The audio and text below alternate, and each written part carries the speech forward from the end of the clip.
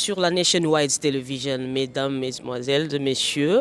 C'est moi, votre humble servante, Rit Goodlife Assouma, animateur central, l'animateur de la presse, la journaliste de la diaspora. C'est la Nationwide. La Nationwide est la chaîne de la cognoscité et la spontanéité. Nous sommes ici à Cape Town, là où nous sommes en train de vivre l'événement du siècle, l'événement de l'année. Nous sommes à Cape Town, précisément à City ICC, là où se passe Indaba Mining Conference, que nous savons tous, une conférence internationale, une conférence qui associe tous les hommes, les hommes et femmes d'affaires, les entrepreneurs, les investisseurs et tout et tout. Alors, sur ces plateaux de la Nationwide Television, je ne suis pas seul. Je suis avec mes invités, qui avec eux, nous allons discuter de tout sauf de rien concernant Indaba Mining et puis concernant leur compagnie ou leur business, si on peut dire ça. Directement, j'ai dû merci à l'équipe technique qui m'accompagne, Jason derrière la caméra, et puis Emmanuel, merci beaucoup, et la HVP Studio. J'aimerais bien saluer mon invité, mes invités bien sûr, que j'ai dit, Monsieur Marc Moukinaï. Bonjour monsieur. Oui, bonjour Madame Ruth. Vous êtes accompagné avec votre charmante épouse et que vous êtes le DG de ChiQMS Consulting. Et je vois déjà maman est là. Bonjour madame. Bonjour Madame Ruth. Comment vous allez? Comment va la santé? Tout évolue bien?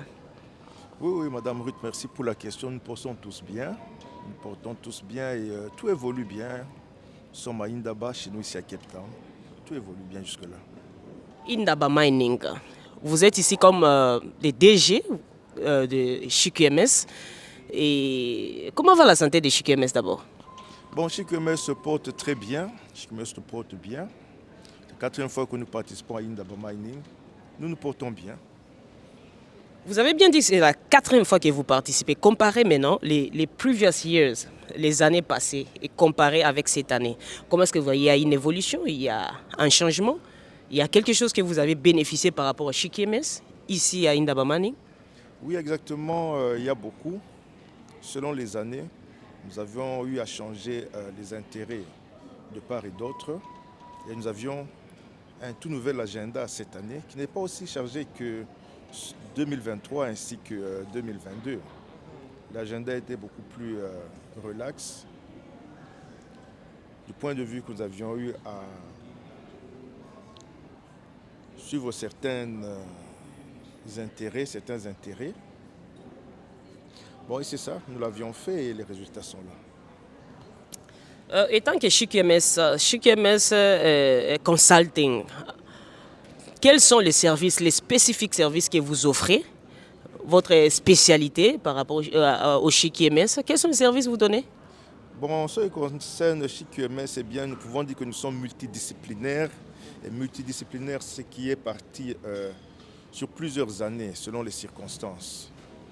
Et par exemple, pour les mines, sur quoi nous allons nous focaliser aujourd'hui, eh bien, nous offrons les services de consultancy en matière de sécurité, santé et environnement, les services d'inspection industrielle, radioprotection, nous faisons la gestion des projets et tout un tas de services. Ça, ce n'est qu'une petite liste qui n'est pas limitante ou limitative, comme on peut dire. Mais il y a encore beaucoup plus que ça. Il y a encore beaucoup plus que ça. Vous avez dit que votre domaine, vous êtes vraiment focalisé sur les mines. Non. Si je peux dire, nous avons 7 différents départements et nous opérons dans 4 secteurs. Ce qu'on appelle la marine offshore oil and gas, l'énergie renouvelable, les mines ainsi que la construction. Monsieur Marc, Indaba Mining 2025. Qu'est-ce que vous aviez amené de spécial? Bon, ce que j'ai amené de spécial, c'est qu'il s'agissait au fait d'essayer d'engager avec différents de nos clients qui étaient très difficilement joignables bon, ça se comprend sur chantier en général, dont les mines sont très occupées et n'ont pas vraiment le temps de s'asseoir. Mais avec Indaba Mining, au moins, on donne une opportunité de nous asseoir et de parler autour d'une table. Et ce qui a été fait. Et les résultats ont été très bons. Comparé aux résultats, parce que je sais que peut-être que vous aviez eu vos targets, les objectifs. Est-ce que vous avez eu à atteindre vos objectifs par rapport à ce que vous aviez fait à Indaba Mining cette année? Exactement, les objectifs ont été atteints. Ils ont très bien été atteints. Et oui, nous sommes très satisfaits, nous sommes contents. Okay, par rapport à ce que nous savons que Indaba Mining, c'est une plateforme qui aide les gens, les investisseurs, les compagnies de se mettre sur table et de parler, de discuter de leurs affaires et tout et tout. Et par rapport à ça, vous avez eu à discuter avec Kamoto Company? Exactement, Kamoto Kopa Company. Kamoto Kopa Company, sorry. Yeah. Oui, c'est ça, Kamoto Kopa Company. Par contre, c'est au fait mon plus grand client en RDC, oui. J'ai eu l'opportunité de discuter avec M. Marc David, le CEO. J'ai eu l'opportunité de discuter avec M. Yannick Makola, aussi un des exécutifs, ainsi que Mme Tandi Sabelo. Nous avons engagé sur certains points qui étaient des points vraiment cruciaux, qui pouvaient ou qui peuvent amener un changement vraiment, on peut dire très radical. Et la discussion est là, les séances de travail ont commencé et les résultats seront là. Est-ce que vos discussions ont été satisfaisantes par rapport aux échanges que vous avez eu à faire avec Kamoto Kopa Company, ou les dirigeants ou les délégués de la compagnie? Les discussions sont satisfaisantes? Oui, les discussions ont été satisfaisantes. Et par contre, j'étais très surpris, contrairement à ce que nous avions vu ou entendu ou appris.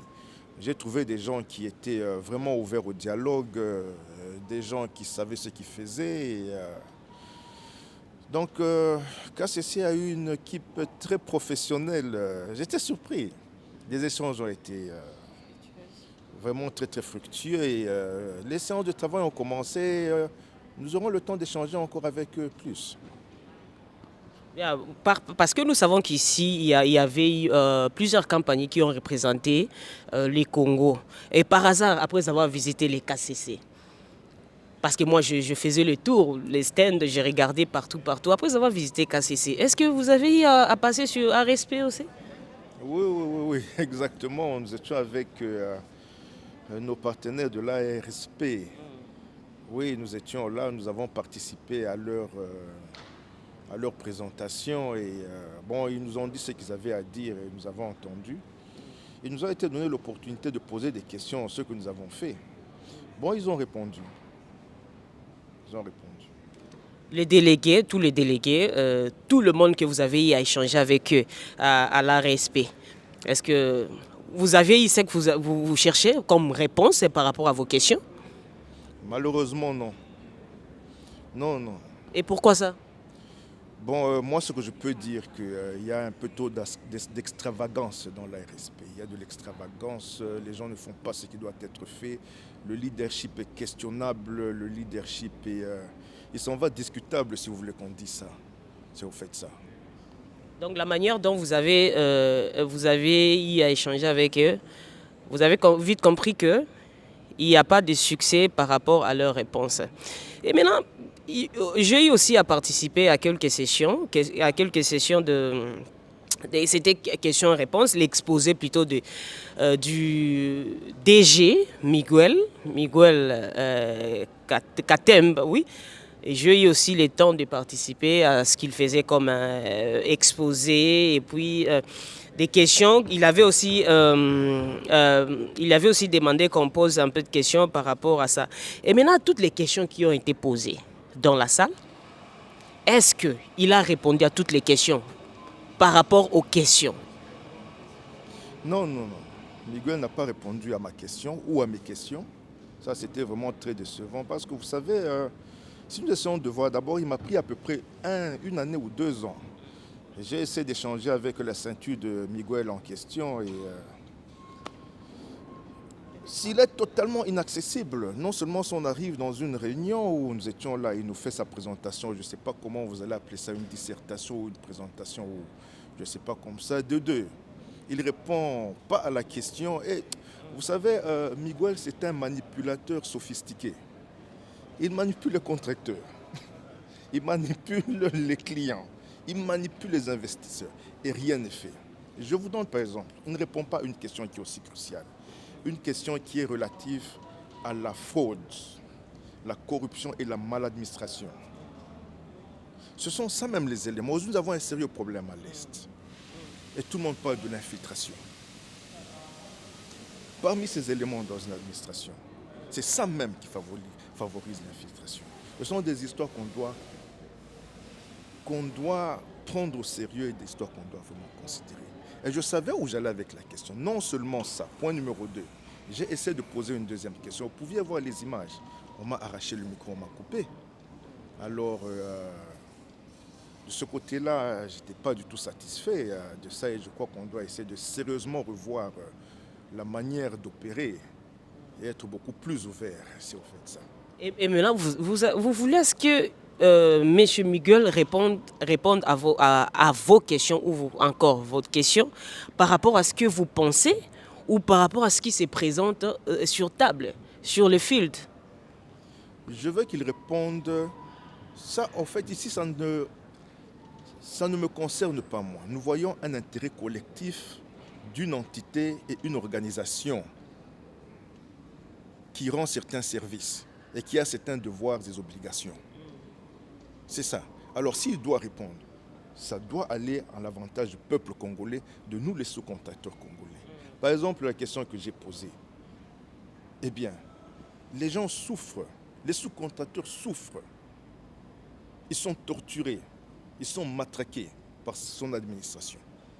Mais par contre, on essaie de nous faire croire qu'il y a des histoires qui marchent. Ça ne marche pas. Et ils doivent accepter ça pour améliorer.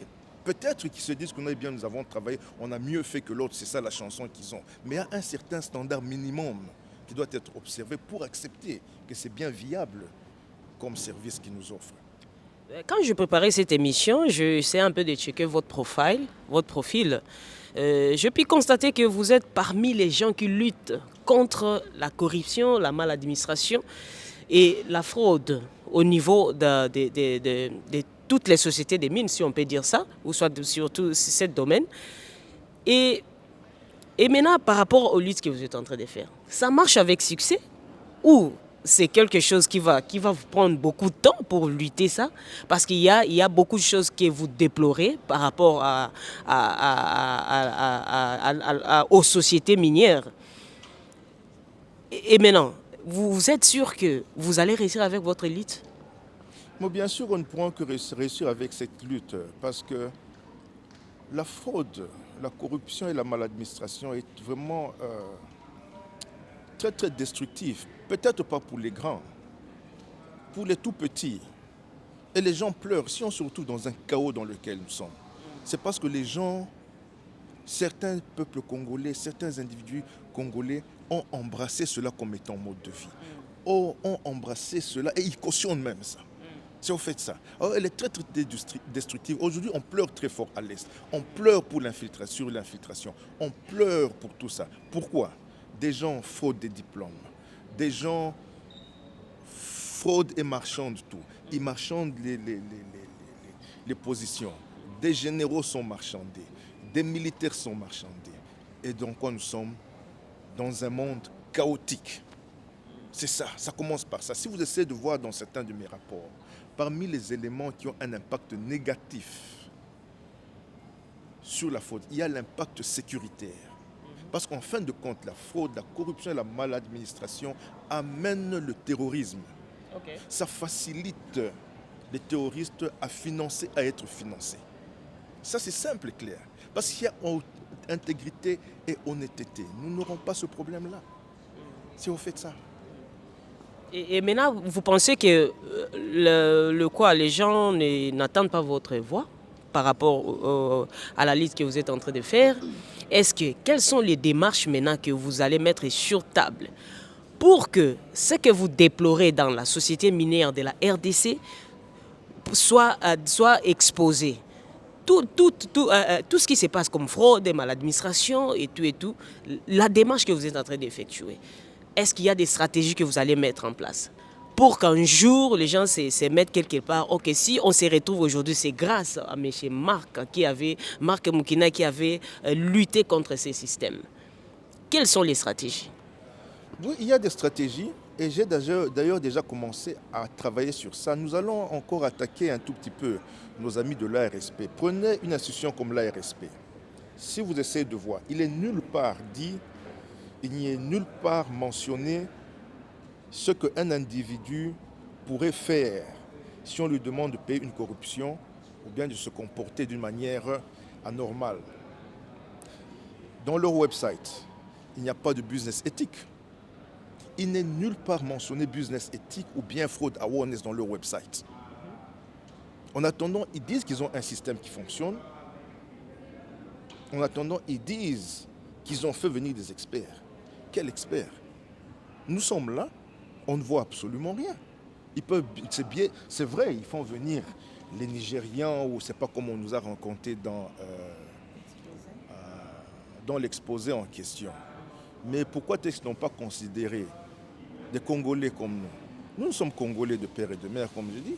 Nous avons l'expérience, l'expertise, les certifications et les accréditations pour faire ce travail-là. On ne nous consulte pas. Qu'est-ce que je peux insinuer, moi? Et aussi quelque chose de très simple. Il n'y a même pas de système cohérent. Normalement, une institution comme eux, là, qui parle de, qui a à voir avec les contracteurs et les informations d'entreprises personnelles, devait au moins être certifiée par un organisme extérieur, selon une norme internationale, parce qu'il y a aussi des étrangers qui viennent. Vous voyez tout ça. Ce sont plusieurs éléments qu'on doit prendre en considération. Mais le problème, c'est qu'ils n'écoutent pas. Et quand on cherche à le rencontrer, on voit Miguel qui vient ici avec toute une armée. Le CICT ici, que nous avons ici, est muni d'un niveau de sécurité très élevé. Je ne vois pas pourquoi on doit faire venir toute une ribambelle des gens qui bousculent nos journalistes. J'étais là l'autre fois, là, j'ai vu un incident de journaliste qui s'engueule avec un des gardes du corps. Mais aussi, si on essaie de voir sur le plan profitabilité, pourquoi faire venir tant de personnes? Est-ce que c'est financièrement viable? Est-ce que ce ne sont pas des dépenses exorbitantes? Il y a la guerre à l'Est, les beaux hôtels, les 6 étoiles, hôtels dans lesquels ils habitent ici. Cet argent peut aussi servir à l'Est. Bon, moi je pense que la fois prochaine que Miguel vient ici, il ne doit pas nous trimballer des gardes du corps, là, comme il le fait là-bas, qui brutalise les gens. Là, on doit vraiment... Et aussi, non seulement ça, s'il doit dépenser comme ça, en désordre, bon, il y a l'IGF qui est là, bon, peut-être que l'IGF doit considérer aussi conduire un audit fiscal. Bon, ça, c'est aussi autre chose. Donc, en grosso modo, vous n'étiez pas satisfait de tout ce qui s'est passé, l'exposé de l'ARSP, la réponse de M. Miguel, tout ce qui s'est passé, les fonds et les formes, vous n'étiez pas satisfait de tout. Et alors, j'aimerais ce que vous puissiez envoyer un message, parce que vous avez mentionné que des fois, il n'est pas accessible. Un DG qui ne se fait pas voir, même si vous avez l'audience, c'est difficile. Et maintenant, c'est tout le monde qui vous regarde. Ces messages que vous allez lancer, surtout sur nos compagnies minières, les compagnies minières de la RDC, message lancé, message fort pour eux, pour que nous puissions améliorer ce que nous sommes en train de faire. Nouvel agenda 2025. Nous devons adresser les risques potentiels sur la fraude, la corruption et la maladministration. Comment soit l'éradiquer totalement, la réduire et gérer. C'est faisable. Et ça en va aux intérêts de notre nation. Aujourd'hui, tout le monde se tait parce qu'ils sont menacés, ils sont empoisonnés, on casse leurs voitures, on casse leurs maisons, c'est ça. Et alors tout le monde se tait. Mais il faut savoir que silence n'est pas solution. Nous avançons aujourd'hui, tout un chacun aimerait laisser un héritage à ses enfants?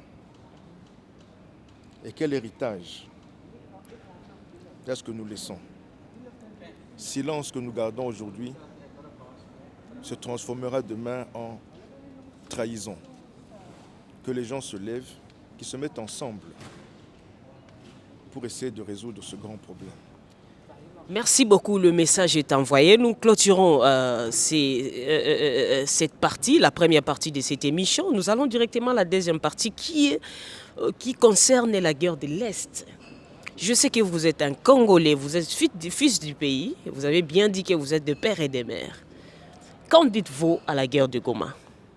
Bon, la guerre du Goma, en tout cas, je compatis beaucoup avec nos frères de Goma, mais c'est une histoire vraiment catastrophique. Ça, c'est une histoire catastrophique. En ce moment, si je ne peux que compatir, comme je l'ai dit, je sais que nous avons un gouvernement capable. Nous avons des gens intelligents. Nous, les gens de la diaspora, avons de l'expérience et de l'expertise. Qu'on nous consulte aussi.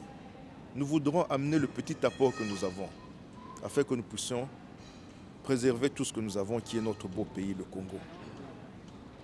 Est-ce que vous pensez que la guerre finira ou soit ça va se prolonger ou il y aura un jour que le peuple congolais diront que nous avions vaincu? Tout ne dépendra qu'au peuple congolais, de la vision qu'ils ont d'abord. C'est au fait ça. Mais moi je crois qu'avec un bon système en place, nous serons à mesure de résoudre ce problème.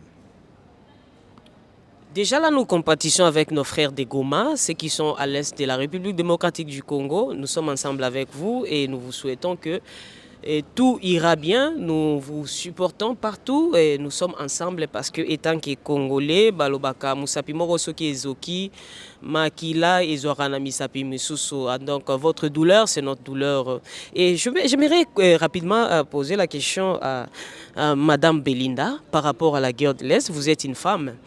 Vous savez que nous savons que les femmes ont été violées, on a perdu des enfants, des femmes violées. Il y a des histoires terribles et horribles qui s'est passées au Congo. Étant qu'une mère, qu'est-ce que vous allez dire par rapport à tous les événements monstrueux du Congo?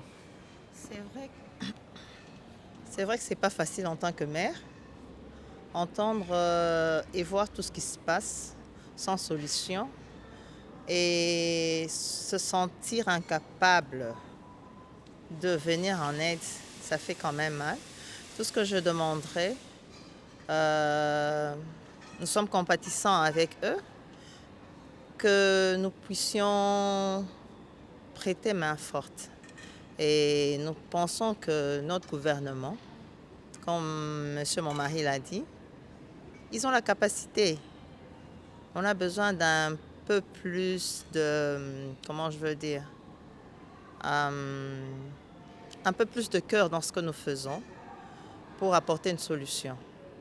C'est pas facile, c'est dur, ça prend un peu de temps, mais nous avons l'espoir. Nous avons l'espoir qu'un jour ça va s'arrêter et que nous aurons des enfants qui seront plus orphelins.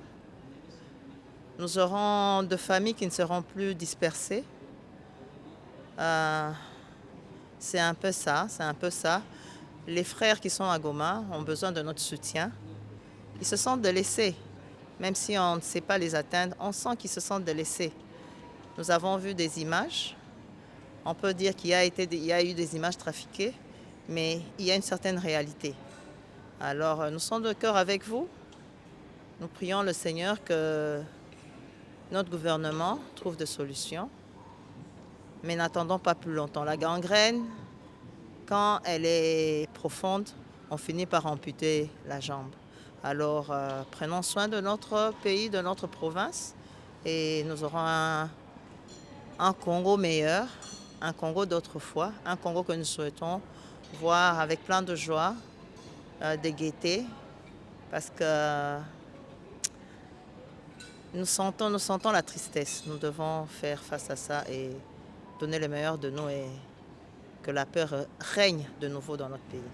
C'est tout ce que je peux dire. Merci beaucoup, Madame Belinda Mukinaï. Que la paix règne dans notre pays, cher beau pays, la République démocratique plutôt du Congo. Monsieur Marc Mukinaï, nous sommes en train de chuter sur cette émission. Nous arrivons presque à la fin. Et j'aimerais ce que vous nous disiez, qu'est-ce que les gens doivent retenir sur votre passage dans la Nationwide Television. Le monde entier vous écoute, vous voyez. Qu'est-ce que nous allons retenir aujourd'hui? Bon, ce que nous pouvons retenir aujourd'hui comme mon agenda cette année à Indaba 2025 était adressé plus la fraude, corruption et maladministration. Les gens doivent reporter. Les gens doivent se lever contre ça. Comme je l'ai dit, silence n'est pas solution. Et le silence que nous gardons aujourd'hui, demain deviendra trahison. C'est tout ce que je peux dire. Je remercie mes invités, Madame Belinda Mukinaï et Messieurs les DG de Chiki MS Consulting, Marc Mukinaï. C'était là mes invités d'aujourd'hui. Je profite de cette occasion pour dire merci à tous nos abonnés. Abonnez-vous massivement et partagez nos émissions.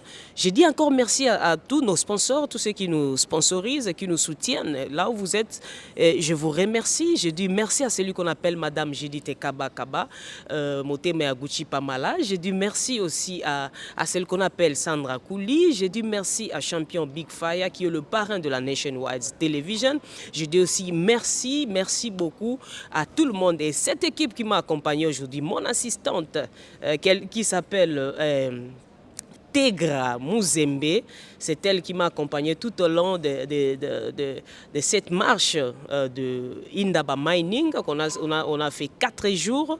Elle était là toujours pour nous accompagner. Les amoureux et amoureux de la Nationwide Television, les gens qui aiment Mère Centrale, Mama Bobby, Mama Bobby avec Zaiko TV, la diva de la presse, je te remercie aussi. Je dis aussi merci à celui qu'on appelle Martis Chamala, Mwana Kasia Yesu. Je dis merci à Héritier Imatila, l'expression de l'esprit, pour votre soutien et support que vous apportez à la Nationwide Television. D'ici là, portez-vous bien. Nous allons nous retrouver parce que tout est bien qui finit bien. Gardez vos calmes. La paix régnera au Congo. D'ici là, portez-vous vraiment très bien et nous allons nous retrouver prochainement. Bye.